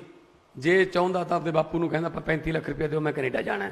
ਉੱਥੇ ਜਾ ਕੇ ਕਿਹੜਾ ਜਾਨਸਾਰ ਸੈੱਟ ਹੋ ਜਾਂਦੇ ਆ, ਕੀ ਰਿਪੋਰਟਾਂ ਉੱਥੋਂ ਆਉਂਦੀਆਂ ਨੇ, ਸੜਕਾਂ 'ਤੇ ਫੁੱਟਪਾਥ ਭਰੇ ਪਏ ਨੇ ਉੱਥੇ। ਉਸ ਯੂਥ ਨੂੰ ਆਪਾਂ ਇੱਥੇ ਬੁਲਾਈਏ, ਇੱਥੇ ਇੰਡਸਟਰੀ ਨੂੰ ਅਸੀਂ ਪ੍ਰਮੋਟ ਕਰੀਏ, ਤੁਸੀਂ ਦਿਓ ਉਹਨਾਂ ਨੂੰ ਕੰਮ, ਤੇ ਬਸ ਆਹੀ ਮਸਲਾ ਹੈ। ਹੋਰ ਮਸਲਾ ਕੀ ਹੈ? ਪੈਸੇ ਪੂਸੇ ਅਸੀਂ ਕਮਾਉਣ ਵਾਲੇ ਹੈ ਨਹੀਂ। ਹਾਂ, ਜਿਹਨੇ ਕੋਈ ਗਲਤ ਤਰੀਕੇ ਨਾਲ ਕਮਾਏ ਨੇ, ਚਾਹੇ ਉਹ ਪੋਲੀਟੀਸ਼ੀਅਨ ਹੈ, ਚਾਹੇ ਸਾਡੇ ਵਾਲਾ, ਚਾਹੇ ਕਿਸੇ ਹੋਰ ਵਾਲਾ, ਉਹ ਨਹੀਂ ਅਸੀਂ ਛੱਡਦੇ। ਅਸੀਂ ਉਹਦਾ ਹਿਸਾਬ ਕਰਾਂਗੇ ਜ਼ਰੂਰ, ਕਿਉਂਕਿ ਕਿਵੇਂ ਨਾ ਕਿਵੇਂ ਤਾਂ ਜਾ ਕੇ ਖਜ਼ਾਨਾ ਲੁੱਟਿਆ ਤਾਂ ਤੁਹਾਡੇ ਟੈਕਸ ਦਾ ਹੀ ਲੁੱਟਿਆ, ਕਿਤੇ ਨਾ ਕਿਤੇ ਜਾ ਕੇ ਤਾਂ ਤੁਹਾਡੇ ਕੋਲ ਹੀ ਆਉਂਦਾ ਉਹ, ਕਿਤੇ ਨਾ ਕਿਤੇ ਜਾ ਕੇ ਤਾਂ ਉਹ ਜਿਹੜਾ ਆਮ ਬੰਦੇ ਤੱਕ ਹੀ, ਲੇਮੈਨ ਤੱਕ ਹੀ ਜਿਹੜਾ ਲਿੰਕ ਕਰਦਾ। ਅੱਜ ਕਿਸਾਨ ਮੇਲਾ PAU 'ਚ ਮੈਨੂੰ ਬੜੀ ਖੁਸ਼ੀ ਹੋਈ, ਮੈਂ ਜਾ ਕੇ ਆਇਆ। 70-80% ਯੰਗ ਮੁੰਡੇ ਸੀਗੇ ਕਿਸਾਨ ਮੇਲੇ 'ਚ, ਬੋਰੀਆਂ ਚੱਕੀ ਜਾਂਦੇ ਸੀ ਨਵੇਂ ਬੀਜਾਂ ਦੀਆਂ, ਝੋਲੇ ਫੜੇ ਹੋਏ ਸੀਗੇ, ਬੁੱਕਲੈਟਸ ਸੀ ਡਿਫਰੈਂਟ ਫਸਲਾਂ ਦੀਆਂ, ਸਟਾਲਾਂ 'ਤੇ ਖੜੇ ਸੀ। ਸੋ ਚੇਂਜ ਕਰ ਰਹੇ ਹਾਂ, ਬਹੁਤ ਕੁਝ ਚੇਂਜ ਕਰ ਰਹੇ ਹਾਂ ਐਗਰੋ ਇੰਡਸਟਰੀ ਦੇ ਵਿੱਚ, ਔਰ ਫੂਡ ਪ੍ਰੋਸੈਸਿੰਗ ਇੱਥੇ ਬਣਾਈਏ। ਮਾਰਕਫੈਡ ਨੂੰ ਅਸੀਂ ਬਹੁਤ ਉੱਪਰ ਲੈ ਕੇ ਜਾ ਰਹੇ ਹਾਂ। ਤੇ ਤੁਹਾਡੇ ਲਈ ਖਾਸ ਤੌਰ 'ਤੇ ਲੁਧਿਆਣੇ ਲਈ, ਜਿਵੇਂ ਤੁਸੀਂ ਕਿਹਾ ਟੈਕਸਟਾਈਲ ਹੈ, ਜਿਵੇਂ ਤੁਸੀਂ ਕਿਹਾ ਇੱਥੇ ਲੁਧਿਆਣਾ ਤਾਂ ਵੈਸੇ ਹੱਬ ਮੰਨਿਆ ਜਾਂਦਾ। ਵੈਸੇ ਵੀ ਕੇਜਰੀਵਾਲ ਸਾਹਿਬ, ਜਿਹੜਾ ਲੁਧਿਆਣਾ ਸ਼ਹਿਰ ਹੈ ਹੁਣ ਜ਼ਮਾਨਾ ਥੋੜ੍ਹਾ ਜਿਹਾ ਬਦਲ ਗਿਆ। ਪਹਿਲਾਂ ਜਿੰਨੇ ਵੀ, ਕਿਉਂਕਿ ਸੈਂਟਰ ਹੈ, ਜੇ ਕਿਸੇ ਆਰਟਿਸਟ ਦਾ, ਚਾਹੇ ਉਹ ਸਿੰਗਰ ਹੈ ਚਾਹੇ ਉਹ ਐਕਟਰ ਹੈ, ਜੇ ਲੁਧਿਆਣੇ ਦੇ ਵਿੱਚ ਦਫ਼ਤਰ ਨਹੀਂ ਹੈਗਾ ਤਾਂ ਉਹਨੂੰ ਪੰਜਾਬ ਦੇ ਕਲਾਕਾਰ ਆਰਟਿਸਟ ਨਹੀਂ ਮੰਨਦੇ ਸੀ ਕਿ ਹਜੇ ਇਹ ਰੈਕੋਗਨਾਈਜ਼ ਨਹੀਂ ਹੋਇਆ, ਇਹਦਾ ਲੁਧਿਆਣੇ ਦਫ਼ਤਰ ਨਹੀਂ ਹੈਗਾ। ਉਹ ਜਿਹੜਾ ਰੋਡ ਹੈ ਨਾ ਬੱਸ ਸਟੈਂਡ ਵਾਲਾ, ਹਾਂ, ਉਹ ਧਿਆਨ ਸਿੰਘ ਕੰਪਲੈਕਸ ਦੇ ਨਾਲ ਸਾਰੀ ਹੈ ਨਾ, ਉਹ ਸਾਰਾ ਕਲਾਕਾਰਾਂ ਦੇ ਬੋਰਡਾਂ ਨਾਲ ਭਰਿਆ ਹੁੰਦਾ ਸੀ। ਹੁਣ ਤੱਕ ਜ਼ਮਾਨਾ ਡਿਜੀਟਲ ਹੋ ਗਿਆ, ਇੱਦਾਂ ਦਾ ਨਹੀਂ ਗਿਆ। ਸੋ ਕਾਮਯਾਬ ਹੋਣ ਵਾਸਤੇ ਲੁਧਿਆਣੇ ਆਉਣਾ ਪੈਂਦਾ ਸੀ, ਔਰ ਹੋ ਵੀ ਜਾਂਦੇ ਸੀ, ਤੇ ਉਹਨਾਂ ਚੋਂ ਮੈਂ ਵੀ ਇੱਕ ਹਾਂ। 1991 ਦੇ ਵਿੱਚ ਮੈਂ ਆਰਟਿਸਟ ਦੇ ਤੌਰ ਤੇ ਆਰਟਿਸਟ ਦੇ ਤੌਰ ਤੇ ਮਤਲਬ ਐਸਟੈਬਲਿਸ਼ ਹੋਣ ਲਈ ਮੈਂ ਸ਼ਹਿਰ 'ਚ ਆਇਆ ਸੀ। ਬਿਲਕੁਲ ਆ ਸਾਹਮਣੇ ਜਿਹੜਾ ਆਦਰਸ਼ ਕਲੋਨੀ ਹੈ ਬਾੜੇਵਾਲ ਰੋਡ ਤੇ ਉੱਥੇ ਸਾਡਾ ਘਰ ਹੁੰਦਾ ਸੀ। ਸੋ ਮੈਂ ਸਾਰਾ ਭਦੌੜ ਹਾਊਸ ਸਾਰਾ ਮੈਂ ਗਾਇਆ ਹੋਇਆ ਸਕੂਟਰ ਤੇ, ਠੀਕ ਹੈ, ਮੈਨੂੰ ਸਾਰਾ ਕੁਝ ਪਤਾ। ਲੁਧਿਆਣੇ ਦੇ ਵਿੱਚ ਮੈਂ ਸਕੂਟਰ ਤੇ ਵੀ ਰਿਹਾ, ਬਾਅਦ 'ਚ ਇਸੇ ਲੁਧਿਆਣੇ ਨੇ ਕਾਰਾਂ ਵਾਲੇ ਵੀ ਬਣਾਏ, ਕੋਠੀਆਂ ਵਾਲੇ ਵੀ ਬਣਾਏ, ਤੇ ਸੋ ਇਹ ਮੇਰੀ ਕਰਮ ਭੂਮੀ ਹੈ। ਸੋ ਮੈਂ ਲੁਧਿਆਣੇ 'ਚ ਆ ਕੇ ਕਾਮਯਾਬੀ ਮਿਲੀ। ਸੋ ਮੈਂ ਚਾਹੁੰਦਾ ਕਿ ਲੁਧਿਆਣੇ ਦੇ ਵਿੱਚ ਜਿਹੜੇ ਲੋਕ ਨੇ ਉਹ ਕਾਮਯਾਬ ਹੋਣ, ਹੋਰਾਂ ਨੂੰ ਵੀ ਕਾਮਯਾਬ ਕਰਨ। ਸੋ ਤੁਸੀਂ ਇੰਡਸਟਰੀ ਦੇ ਤੌਰ ਤੇ ਜੋ ਚਾਹੀਦਾ ਸਾਡੇ ਨਾਲ ਗੱਲ ਕਰੋ। ਤੁਹਾਡਾ ਕੋਈ ਅਫਸਰ ਤੁਹਾਨੂੰ ਟਾਈਮ ਨਹੀਂ ਦੇ ਰਿਹਾ ਜਾਂ ਕੋਈ ਹੋਰ ਆਲਟਰਨੇਟਿਵ ਅਸੀਂ ਦਿੱਤੇ ਹੋਏ ਨੇ, ਫੋਨ ਨੰਬਰ ਦਿਓ, ਜਾਂ ਜਿਵੇਂ ਤੁਸੀਂ ਅੱਜ ਪੜ੍ਹਾਏ ਨੇ ਸੁਜੈਸ਼ਨ, ਉਹ 'ਤੇ ਲਿਖ ਦਿਓ। ਜ਼ਰੂਰ ਕੋਈ ਨਾ ਕੋਈ ਤੁਹਾਨੂੰ ਕਮ ਬੈਕ ਅਸੀਂ ਜਿਹੜਾ ਕਾਲ ਬੈਕ ਕਰਾਂਗੇ। ਅਤੇ ਬਾਕੀ ਪਹਿਲੀ ਵਾਰ ਇਹ ਹੋਇਆ ਕਿ CMO ਜਿਹੜਾ ਉਹ ਸਾਰਿਆਂ ਲਈ ਖੁੱਲ੍ਹਾ ਹੈ। ਤੁਸੀਂ ਕੱਲ੍ਹ ਨੂੰ ਵੀ ਆਉਣਾ ਚਾਹੋ, ਉੱਥੇ ਆ ਕੇ ਫੋਨ ਕਰ ਲਓ ਕਿ ਮੈਂ ਚੰਡੀਗੜ੍ਹ ਆਇਆ ਹੋਇਆ ਸੀ ਜੀ, ਮੈਂ ਸੋਚਿਆ ਘੰਟਾ ਕੁ ਹੈਗਾ, ਮੁੱਖ ਮੰਤਰੀ ਨੂੰ ਮਿਲ ਚੱਲੀਏ। ਤਾਂ ਜੇ ਮੈਂ ਉੱਥੇ ਹੋਊਂਗਾ ਮੈਂ ਕਹੂੰਗਾ ਆਓ ਚਾਹ ਪੀਏ ਜੋ। ਸੋ ਇਹ ਪਹਿਲਾਂ ਵਾਲਾ ਕੰਮ ਨਹੀਂ ਹੈਗਾ ਕਿ ਅਫਸਰਾਂ ਨੂੰ ਵੀ ਨਹੀਂ ਮਿਲਣ ਦਿੱਤਾ ਜਾਂਦਾ। ਅਫਸਰ ਵੀ ਨਹੀਂ ਅਫਸਰਾਂ ਨੂੰ ਮਿਲਿਆ ਨੂੰ 6-6 ਮਹੀਨੇ ਹੋ ਜਾਂਦੇ ਸੀ ਉਹਨਾਂ ਨੂੰ। ਸੋ ਕੁੰਡੇ ਲਾ ਕੇ ਬਹਿ ਗਏ ਅੰਦਰੋਂ, ਜਿੱਤ ਕੇ ਵੋਟਾਂ 'ਚ ਅੰਦਰੋਂ ਕੁੰਡੇ ਲਾ ਲਏ, ਕਹਿੰਦੇ ਆਮ ਪਬਲਿਕ ਨਾ ਆ ਜੇ ਨੇੜੇ ਤੇੜੇ ਕਿਤੇ। ਤੇ ਜਦੋਂ ਲੋਕਾਂ ਨੂੰ ਪਤਾ ਲੱਗਿਆ ਅੰਦਰੋਂ ਕੁੰਡੇ ਲਾ ਲਏ, ਲੋਕਾਂ ਨੇ 2022 'ਚ ਉਹਨਾਂ ਦੇ ਬਾਹਰੋਂ ਲਾਤੇ। ਉਹ ਕਹਿੰਦੇ ਫਿਰ ਤੁਸੀਂ ਵੀ ਨਾ ਬਾਹਰ ਨਿਕਲ ਜਾਓ ਕਿਤੇ ਹੁਣ। ਸੋ ਬੈਠੇ ਨੇ ਸਾਰੇ ਆਪਦੇ ਆਪਦੇ ਘਰਾਂ 'ਚ ਹੁਣ, ਠੀਕ ਹੈ ਨਾ। ਇਹ ਸਾਰਾ ਤੁਹਾਡਾ ਪ੍ਰਤਾਪ ਹੈ ਜੀ, ਪਬਲਿਕ ਦਾ ਇਹ ਸਾਰਾ, ਕਿਉਂਕਿ ਪਬਲਿਕ ਹੈ ਥੋੜ੍ਹਾ ਚਿਰ ਦੇਖਦੀ ਹੁੰਦੀ ਹੈ ਵੀ ਦੇਖਦੇ ਹਾਂ ਠੀਕ ਹੋ ਜੂ, ਨਹੀਂ ਤਾਂ ਫਿਰ ਹੋਰ ਬਦਲ ਲੈਂਦੇ ਆਪਾਂ। ਚੇਂਜ ਆ ਲਾਈਫ ਦਾ, ਜਿਹੜੀ ਹੈ ਚੇਂਜ। ਅੱਜ ਦੇ ਜ਼ਮਾਨੇ 'ਚ ਤਾਂ ਜਿਹੜਾ ਅੱਜ ਫੋਨ ਲੈ ਲਿਆ ਉਹ ਕੱਲ੍ਹ ਨੂੰ ਪੁਰਾਣਾ ਹੋ ਜਾਊਗਾ, ਉਹਦਾ ਕੱਲ੍ਹ ਨੂੰ ਮਾਡਲ ਹੀ ਪੁਰਾਣਾ ਹੋ ਜੂ ਕੱਲ੍ਹ ਨੂੰ ਦਾ। ਇੰਨਾ ਫਾਸਟ ਜ਼ਮਾਨਾ ਚੱਲ ਰਿਹਾ। ਸੋ CM ਸਾਹਿਬ ਕੇਜਰੀਵਾਲ ਸਾਹਿਬ, ਤੁਹਾਡਾ ਅਸੀਂ ਸਵਾਗਤ ਵੀ ਕਰਦੇ ਹਾਂ, ਨਾਲ ਨਾਲ ਤੁਹਾਡਾ ਅਸੀਂ ਇਸ ਗੱਲੋਂ ਧੰਨਵਾਦ ਵੀ ਕਰਦੇ ਹਾਂ ਕਿ ਤੁਸੀਂ ਆਈਡੀਆਜ਼ ਸਾਡੇ ਨਾਲ ਸ਼ੇਅਰ ਕਰਦੇ ਹੋ। ਜਦੋਂ ਵੀ ਕੋਈ ਆਈਡੀਆ ਸ਼ੇਅਰ ਕਰਨਾ ਪੰਜਾਬ ਵਾਸਤੇ ਤਾਂ ਮੈਨੂੰ ਕਹਿੰਦੇ ਨੇ ਭਗਵੰਤ ਇਹਨੂੰ ਕਰਕੇ ਦੇਖ, ਪੁੱਛ ਐਕਸਪਰਟਸ ਨੂੰ, ਪੁੱਛ ਇਹਦੇ ਨਾਲ ਪੰਜਾਬ ਨੂੰ ਕਿੰਨਾ ਫਾਇਦਾ ਹੋ ਸਕਦਾ ਹੈ। ਕੱਲ੍ਹ ਮੈਨੂੰ ਆਉਂਦੇ ਹੋਏ ਗੱਲ ਕਹਿ ਰਹੇ ਸੀ, ਕਹਿੰਦੇ ਯਾਰ ਮੈਂ ਹੁਣ 2 ਜਿਹੜੇ ਸਮਿਟ ਦੇਖੇ ਨੇ, ਆਹ ਜਲੰਧਰ ਵਾਲਾ ਤੇ ਅੰਮ੍ਰਿਤਸਰ ਵਾਲਾ, ਜੋ ਪੋਜ਼ਿਟਿਵਿਟੀ ਜਿਹੜੀ ਹੈ, ਜਿਸ ਤਰ੍ਹਾਂ ਲੇਬਰ 'ਚ ਪੋਜ਼ਿਟਿਵਿਟੀ ਦੀ ਗੱਲ ਕੀਤੀ ਹੈ, ਜੋ ਪੋਜ਼ਿਟਿਵਿਟੀ ਇੰਡਸਟਰੀਅਲਿਸਟਾਂ 'ਚ ਆਈ ਹੋਈ ਹੈ, ਕਹਿੰਦੇ ਹੁਣ ਆਪਾਂ ਨੂੰ ਪੰਜਾਬ ਨੂੰ ਕਿਸੇ ਦੇਸ਼ ਦੇ ਹੋਰ ਸੂਬੇ ਨਾਲ ਨਹੀਂ, ਹੁਣ ਕਹਿੰਦੇ ਚਾਈਨਾ ਨਾਲ ਕੰਪੇਅਰ ਕਰਨਾ ਪਊਗਾ ਵੀ ਚਾਈਨਾ ਬਣਾ ਦਿਆਂਗੇ ਆਪਾਂ ਇਹਨਾਂ ਨੂੰ, ਕਿਉਂਕਿ ਪੰਜਾਬ 'ਚ ਤਾਂ ਦੇਸ਼ 'ਚੋਂ ਤਾਂ ਆਪਾਂ ਨੰਬਰ 1 ਬਣ ਹੀ ਜਾਣਾ। ਜਿਸ ਤਰ੍ਹਾਂ ਅਹੂਜਾ ਸਾਹਿਬ ਜਾਂ ਉਹ ਕਹਿੰਦੇ ਸੀ ਕਿ ਅਸੀਂ ਹੁਣ ਚਾਈਨਾ ਨੂੰ ਐਕਸਪੋਰਟ ਕਰ ਰਹੇ ਹਾਂ ਨਾ ਰਿਫਲੈਕਟਰ, ਹੈ ਪੰਜਾਬੀਆਂ ਵਾਲੀ ਗੱਲ ਹੈ, ਇਹ ਬਹਾਤੀ ਨਾ ਉਲਟੀ ਗੰਗਾ ਫਿਰ, ਠੀਕ ਹੈ ਨਾ। ਆਹ ਫਰਕ ਹੈ। ਸੋ ਆਹ ਫਰਕ ਹੈ। ਮੈਂ ਸਾਡਾ ਇਨਵੈਸਟਮੈਂਟ ਸਮਿਟ ਸੀ, ਤੁਸੀਂ ਵੀ ਬੈਠੇ ਸੀ ਉੱਥੇ ਆਪਣਾ MIT ਯੂਨੀਵਰਸਿਟੀ 'ਚ ਮੋਹਾਲੀ। ਉਹ ਮੈਂ ਉੱਥੇ ਕਿਹਾ, ਮੈਂ ਕਿਹਾ ਜੀ ਅਸੀਂ ਤਾਂ ਟੂਰਿਜ਼ਮ ਦੇ ਮਾਮਲੇ 'ਚ ਤਾਂ ਪੰਜਾਬੀਆਂ ਦਾ ਕੋਈ ਮੁਕਾਬਲਾ ਹੀ ਨਹੀਂ ਕਰ ਸਕਦਾ। ਅਸੀਂ ਕਿੱਥੇ ਕਿੱਥੇ ਗਏ ਹੋਏ ਹਾਂ, ਜਿਹੜੇ ਦੇਸ਼ 'ਚ ਅਸੀਂ ਗਲਤੀ ਨਾਲ ਵੀ ਚਲੇ ਗਏ ਉੱਥੇ ਵੀ ਕਾਮਯਾਬ ਹੋ ਜਾਂਦੇ ਹਾਂ ਅਸੀਂ। ਆਹੀ ਸਾਡੀ ਇੱਕ ਜਿਹੜੀ ਸਾਨੂੰ ਜਿਹੜੀ ਹੈ ਮਾਰਸ਼ਲ ਕੌਮ ਤਾਈਓ ਕਹਿੰਦੇ ਆ।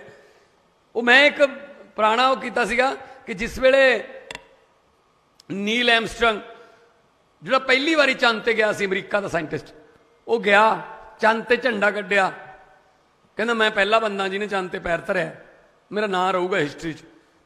ਥੋੜ੍ਹਾ ਜਿਹਾ ਘੁੰਮਣ ਚਲਾ ਗਿਆ, ਅਗਲੇ ਮੋੜ ਤੇ ਸ਼ੇਰੇ ਪੰਜਾਬ ਢਾਬਾ ਖੋਲੀ ਬੈਠਾ ਇੱਕ ਪੰਜਾਬੀ।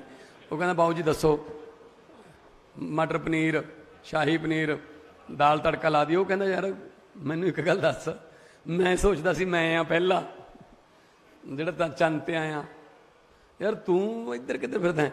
वो कहना जी इधर किधर वाली गल ना पूछो, कपूरथले दे के एजेंट नाल 10 लाख च गल हुई सी अमरीका ले जाण दी, आ पता नहीं कित्थे ला गया उजाड़ जे च। चल कोई नहीं, कहना इत्थे भी कर लांगे काम कोई है। हो सकदा हुण चंद्रयान ना खेडी जांदे, हुण भी पिंडों आया अपने। असी तो पंजाबी हैं जी, ग्लोबल सिटी जाना। सो सारिਆਂ ਨੂੰ बहुत बहुत मुबारकां।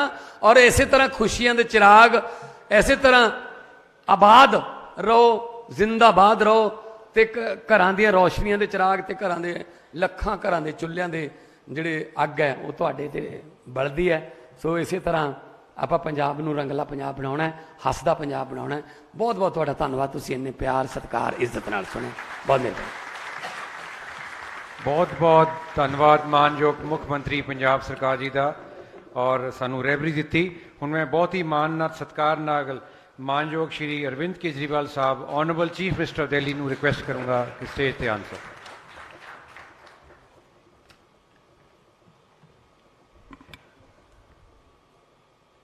मंच पे बैठे हुए पंजाब के मानयोग मुख्यमंत्री श्री भगवंत मान साहब, हमारे सभी मेंबर्स ऑफ पार्लियामेंट, पंजाब के चीफ सेक्रेटरी, सभी ऑफिसर्स और लुधियाना के कोने कोने से आए हुए सभी इंडस्ट्रियलिस्ट्स, बिजनेसमैन, आप सब लोगों को मेरा नमस्कार, सबको सत श्री अकाल। हम लोग आज वोट मांगने नहीं आए। अक्सर पॉलिटिशियंस को जनता केवल चुनाव के पहले याद आती है, और पॉलिटिशियंस जनता के बीच में केवल और केवल वोट मांगने जाते हैं। पिछले 1.5 साल से आपके बीच में मान साहब कई बार आ चुके हैं, और अभी कोई चुनाव नहीं है। जालंधर का चुनाव था, वो खत्म हो चुका है।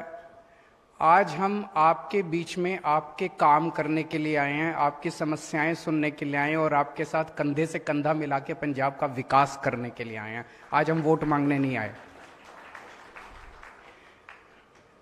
अभी आदित्य जी ने एक जापान की बात की, काइजन शब्द की, वो कंटिन्यूस इंप्रूवमेंट, उससे मुझे अपने एक पुरानी कहानी याद आ गई।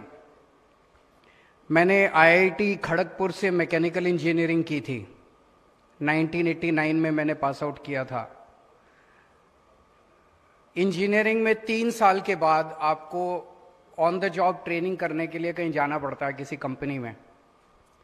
तो 88 में मारुति उद्योग में मैंने ट्रेनिंग की थी 1-1.5 महीने की, और उस टाइम मारुति नई नई आई थी देश में, तो उसमें जापानीज का इंटरवेंशन बहुत था, बहुत सारे जापानी उसमें काम किया करते थे। वहां पे एक स्कीम थी, सजेशन बॉक्स स्कीम। जगह जगह बक्से लगे हुए थे और उस पर लिखा हुआ था सजेशन बॉक्स स्कीम। जापानियों का यह मानना था कि जो वर्कर शॉप फ्लोर पे काम कर रहा है, सबसे ज्यादा उसको उसकी जानकारी है कि उस प्रोसेस को इंप्रूव कैसे किया जा सकता है। बड़े बड़े मैनेजर, चेयरमैन, एमडी वगैरह, जितने जनरल मैनेजर हैं, उनको नहीं पता कि प्रोसेस को इंप्रूव कैसे किया जा सकता है। जो सबसे नीचे एक वर्कर काम कर रहा है, उसको पता है कि अगर ये इंप्रूवमेंट कर दें तो फैक्ट्री का इतना फायदा हो सकता है, या प्रोसेस को ऐसे बचाया जा सकता है, समय ऐसे बचाया जा सकता है। तो कोई भी उसमें सजेशन बॉक्स स्कीम में अपनी पर्ची डाल सकता था, और फिर उन पर्चियों को सबसे टॉप मैनेजमेंट जो है, सीएमडी वगैरह बैठ के उसको पढ़ते थे।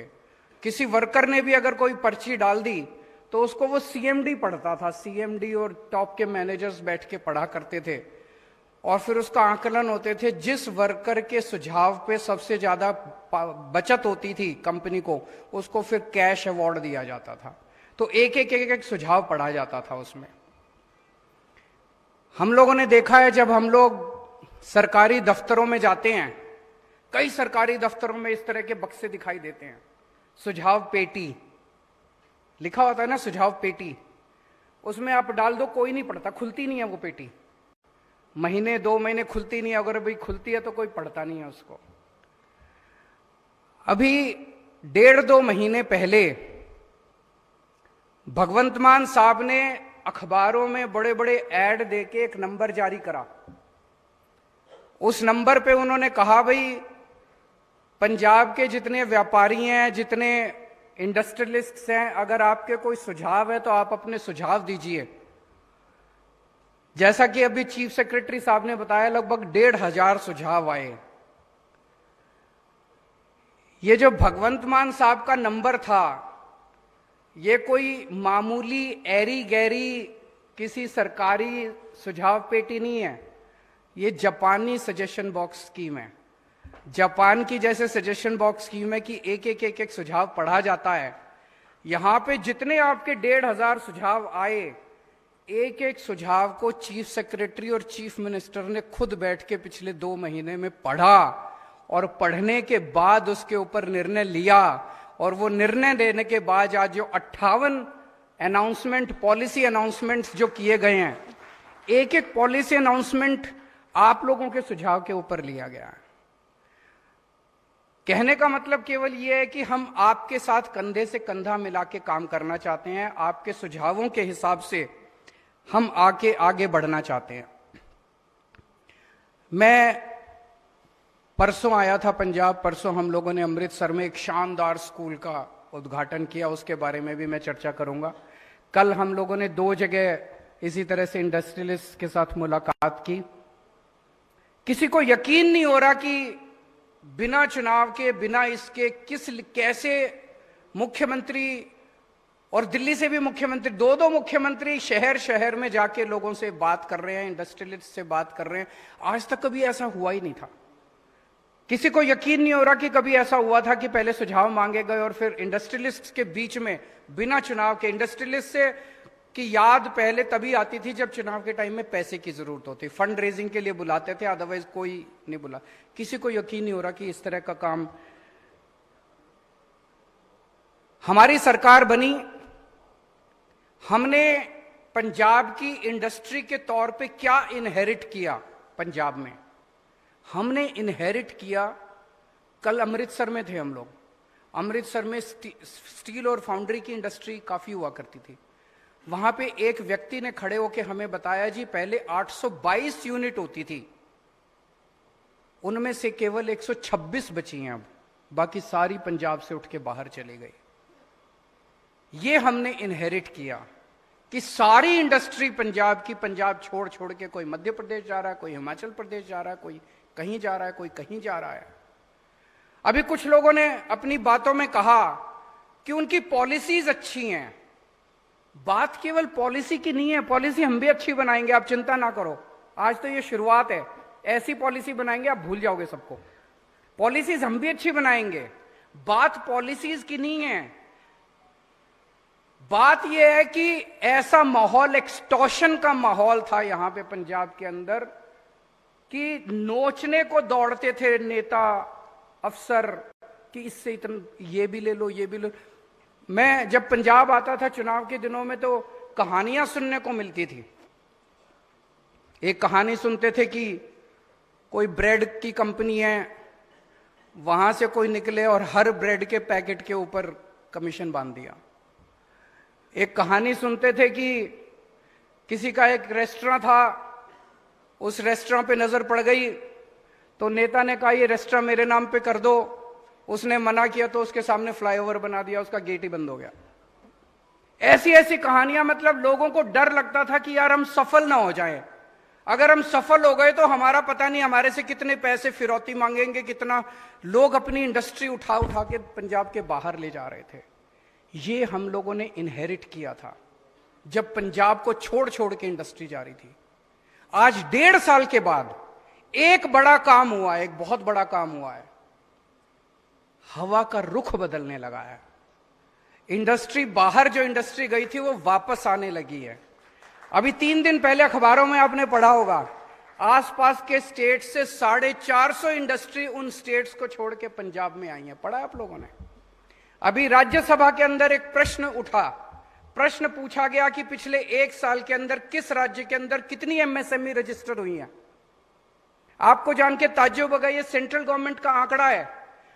पिछले 1 साल में सबसे ज्यादा एमएसएमई पंजाब के अंदर रजिस्टर हुई है, 2,68,000, 2,79,000 एमएसएमई पंजाब के अंदर रजिस्टर हुई है। ये कोई छोटी बात नहीं है कि इस तरह की जो खबरें आ रही हैं। और अभी जो चीफ सेक्रेटरी साहब ने आपको प्रेजेंटेशन दिखाया उसमें बताया 3,500 नए प्रोजेक्ट्स, 3420 नए प्रोजेक्ट्स पंजाब के अंदर शुरू हो चुके हैं, बाहर से इन्वेस्टमेंट आ चुकी है। 50,000 करोड़ रुपए की इन्वेस्टमेंट, और ये 50,000 करोड़ रुपए की इन्वेस्टमेंट, इसमें 100 करोड़ की इन्वेस्टमेंट भी है, इसमें 2,000 करोड़ रुपए की इन्वेस्टमेंट भी है। छोटे इंडस्ट्रियलिस्ट भी हैं, बड़े इंडस्ट्रियलिस्ट भी हैं। 50,000 करोड़ रुपए की इन्वेस्टमेंट शुरू हो गई है, जमीनें खरीद ली हैं उन लोगों ने, काम शुरू कर दिया है। ये एमओयू नहीं है, फर्जी एमओयू नहीं है, जिसमें 2,86,000 बच्चों को नौकरियां मिलेंगी। 1.5 साल के अंदर अगर इतने बड़े स्केल के ऊपर पंजाब में इंडस्ट्री लग रही है तो हवा का, लोगों को विश्वास तो होने लगा है, लोगों को यकीन तो होने लगा है यार पंजाब बदल रहा है, अब पंजाब में इन्वेस्टमेंट हो सकती है। हमने इनहेरिट किया था एक एक्सटॉर्शन का एनवायरनमेंट, जब लोगों से पैसे छीने जाते थे, झपटे जाते थे, और जो आज माहौल है कि इंडस्ट्री बाहर से आ रही है। क्या बदला है? आज पंजाब के अंदर जब हमने इनहेरिट किया था, लॉ एंड ऑर्डर की सिचुएशन बहुत खराब थी, लोगों को फोन आते थे फिरौती के। मैं ये नहीं कहूंगा कि सब कुछ बहुत अच्छा हो गया, मैं ये नहीं कहूंगा कि लॉ एंड ऑर्डर 100% ठीक हो गया, लेकिन लॉ एंड ऑर्डर जो पिछले साल 16 मार्च पिछले साल जब भगवंत मान साहब ने शपथ ली थी, उस वक्त जो लॉ एंड ऑर्डर की हालत थी, पहले कुछ महीने तो बड़े मुश्किल बीते थे हम लोगों के, लेकिन आज जो लॉ एंड ऑर्डर की सिचुएशन है काफी इंप्रूवमेंट है।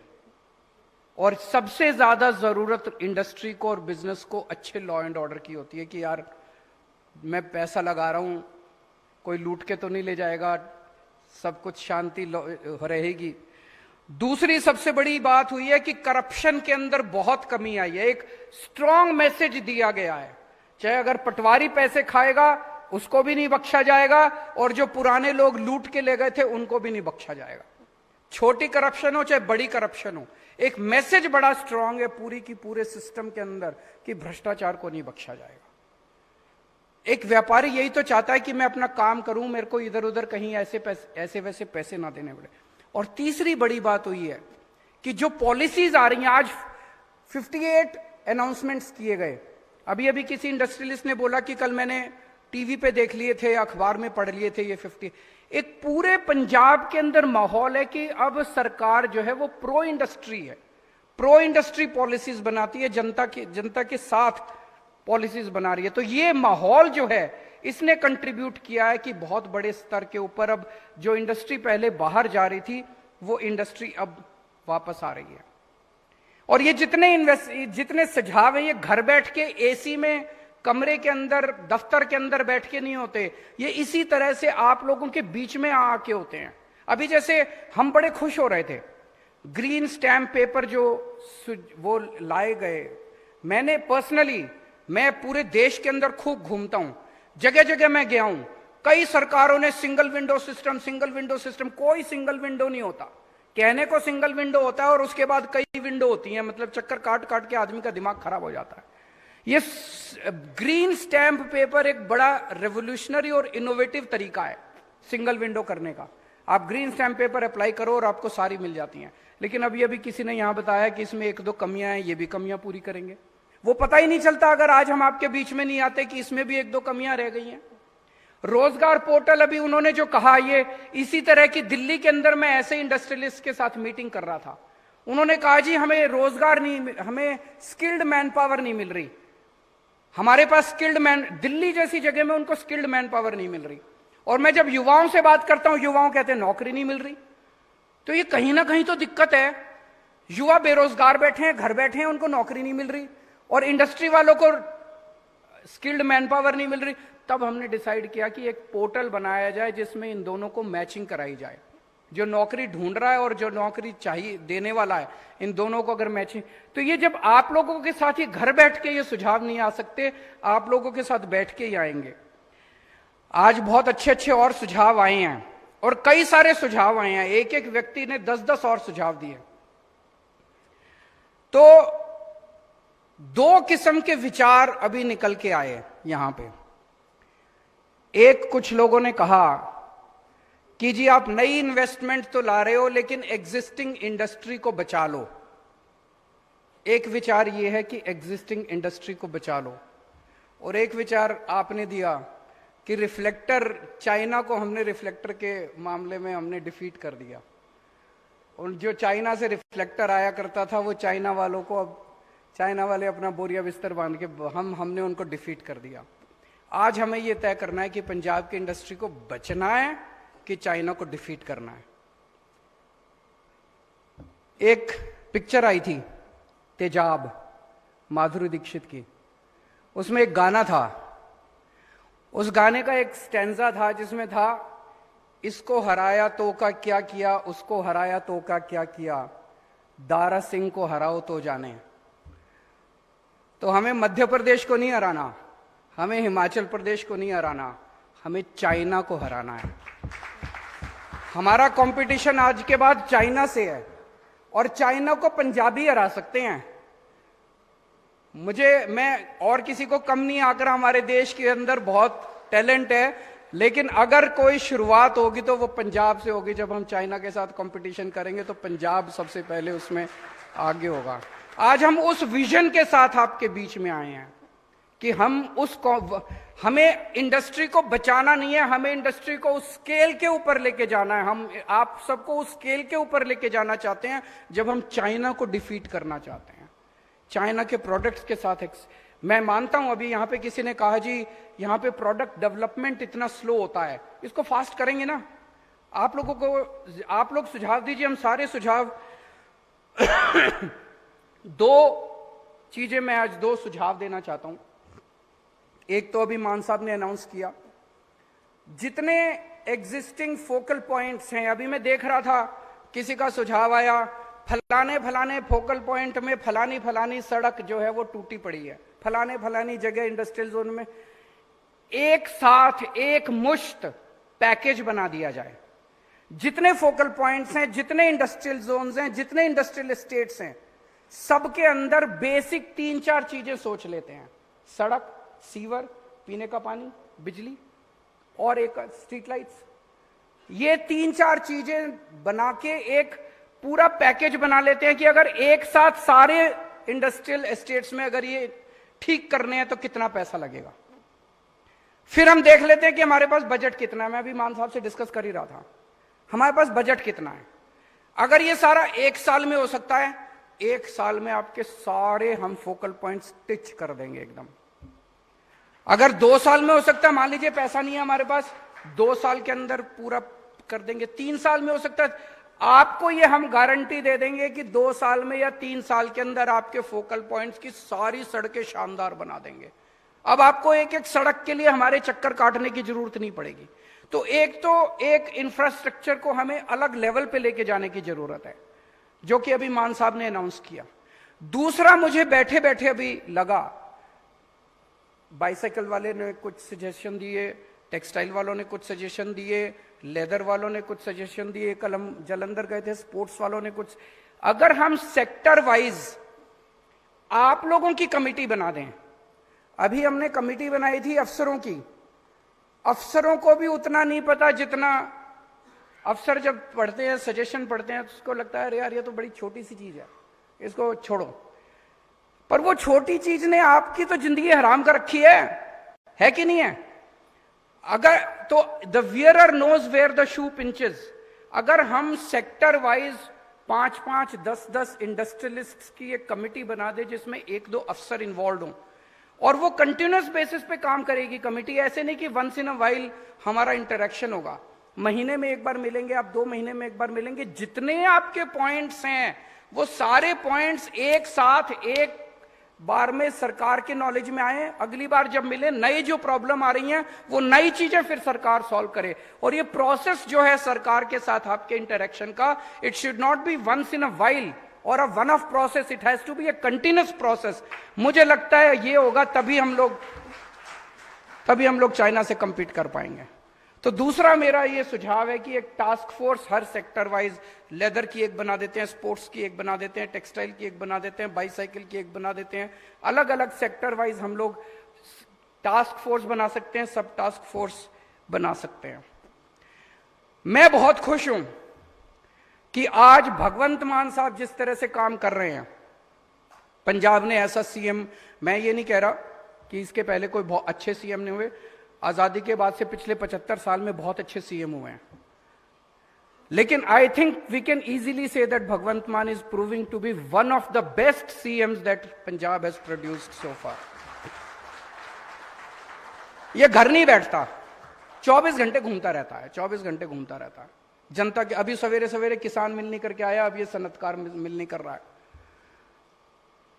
मैं समझता हूं कि जिस तरह से आप लोगों ने वीडियो देखे होंगे, अभी जब बाढ़ आई थी, बाढ़ के अंदर नॉर्मली क्या होता है, जब भी बाढ़ आती है मुख्यमंत्री, एक एसओपी है, एक पीआर, मुख्यमंत्री हेलीकॉप्टर में बैठता है, एक हेलीकॉप्टर का दौरा करके आता है, वीडियो डाल देता है और फिर ट्वीट करता है मैंने बाढ़ग्रस्त क्षेत्रों का दौरा किया।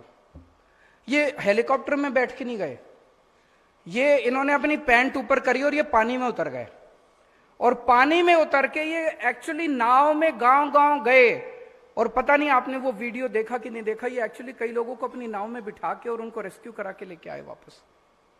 ऐसा मुख्यमंत्री मुझे नहीं लगता कि पंजाब ने कभी देखा है। अब जिस तरह से पंजाब के अंदर एजुकेशन का रेवोल्यूशन शुरू हुआ है, अभी जैसे आदित्य जी ने बताया, उनके एक वर्कर ने बताया, इस तरह से कई सारे स्कूलों में पहुंच गया, ये तो मुझे भी नहीं आइडिया था। लेकिन अभी अमृतसर के अंदर परसों हम एक स्कूल का उद्घाटन करके आए हैं, सरकारी स्कूल है।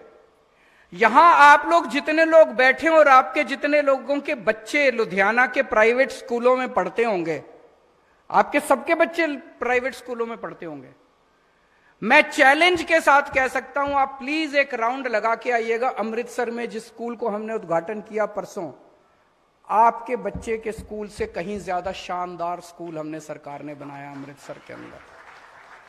और अगले कुछ सालों के अंदर पंजाब में 20,000 सरकारी स्कूल हैं, सारे स्कूलों को इतना शानदार कर देंगे। और अगले कुछ सालों के अंदर यहां बैठे हुए कई लोग अपने बच्चों को प्राइवेट से निकाल के सरकारी स्कूलों में भर्ती कराएंगे। मैं देख रहा था, जो रिसोर्सेज सरकार के साथ हैं, पास हैं, वो रिसोर्सेज प्राइवेट के पास नहीं है। जितनी जमीन हमारे पास है, सरकार के पास है एक स्कूल बनाने के लिए, प्राइवेट वालों के पास उतनी जमीन नहीं है। हमने वो कल जो स्कूल देखा, उसमें अलग से एक बास्केटबॉल ग्राउंड था, अलग से एक आर्चरी वो था, अलग से इतनी फैसिलिटीज और इतना शानदार स्कूल, सारे स्मार्ट क्लासरूम, और सबसे बड़ा सर्टिफिकेट वो स्कूल अच्छा है वो इस बात का था, जितने टीचर वहां पढ़ाते हैं। अक्सर टीचर, सरकारी स्कूलों के टीचरों को आजकल अच्छी तनख्वाह मिलती है। टीचर अपने बच्चों को तो पढ़ाते हैं प्राइवेट में, लेकिन पढ़ाने खुद नौकरी करने जाते हैं सरकारी में। मैं कई टीचर्स से मिला जिन्होंने अब अपने बच्चों को बेस्ट प्राइवेट स्कूल जो थे अमृतसर के, वहां से निकलवा के उस सरकारी स्कूल में भर्ती कराया। अब अपने को 20,000 स्कूल ऐसे करने हैं। पंजाब में मोहल्ला क्लिनिक बनने शुरू हो गए, गांव गांव के अंदर अब मोहल्ला क्लिनिक लेके मॉडल बन गया है, 650 बन गए हैं। अब कोई मुश्किल नहीं है, 650 मल्टीप्लाइड बाय 3000 4000 जितने भी बनेंगे, अब एक मॉडल बन गया है। अब जितने डिस्ट्रिक्ट हॉस्पिटल्स हैं, सिविल हॉस्पिटल्स हैं, उनका खाका तैयार कर रहे हैं मान साहब। एक लगभग 40 ऐसे हॉस्पिटल्स हैं। पहले 5 या 6 हॉस्पिटल्स को शानदार बनाएंगे, सेंट्रली एयर कंडीशनड, सारी मशीनें काम कर रही हैं, दवाइयां मिल रही हैं, डॉक्टर आ रहे हैं, और एक बार 4-5 हॉस्पिटल तैयार हो गए, उसके बाद मल्टीप्लाइड बाय 40, सारे 40 के 40 हॉस्पिटल तैयार कर आपके लिए शानदार हेल्थ इंफ्रास्ट्रक्चर पंजाब के अंदर तैयार करेंगे। दिल्ली में किया हमने, दिल्ली में जितने सरकारी अस्पताल है शानदार बन गए हैं। इसी तरह से करप्शन को खत्म करके, अब पहले घाटे में चल रहा था, मान साहब अक्सर मजाक में कहते थे कि खजाना खाली है। खजाना खाली थोड़ी है, वो तो पीपा है, पीपा खाली है। अब उसको खजाने को ना केवल भर रहे हैं, उसके खजाने का जो मुंह था वो पहले इन नेताओं के घर की तरफ होता था, वो खजाना अब आपकी तरफ हो गया है। आपकी बिजली फ्री हो रही है, आपकी सड़कें बन रही है, आपका तो बहुत सारे काम हो रहे हैं।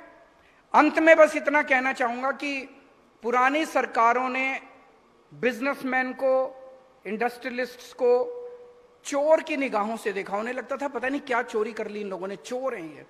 हम आपको अपना पार्टनर मानते हैं, हम आपको अपना भाई मानते हैं, हम आपको पंजाब की तरक्की में बराबर कंधे से कंधा मिला के आपके साथ चलना चाहते हैं। और मुझे पूरी उम्मीद है, सपना हमें बड़ा रखना है, विजन हमें बड़ा रखना है, हमें compete करना है तो चाइना के साथ compete करना है, और मुझे पूरी उम्मीद है पंजाबी ये करके दिखा सकते हैं। बहुत बहुत शुक्रिया। बहुत बहुत धन्यवाद श्री अरविंद केजरीवाल साहब, ऑनरेबल चीफ मिनिस्टर दिल्ली। सो इसी समय ते ਅਸੀਂ ਅੱਜ ਦੀ ਸਰਕਾਰ ਸਨਅਤਕਾਰ ਮਿਲਣੀ ਲੁਧਿਆਣਾ ਦਾ ਅੰਤ ਹੁੰਦਾ। ਬਹੁਤ ਬਹੁਤ ਧੰਨਵਾਦ ਸਾਰੇ ਡਿਗਨਿਟੀਜ਼ ਦਾ। ਮਿਹਰਬਾਨੀ ਸਰ। ਜੈ ਹਿੰਦ।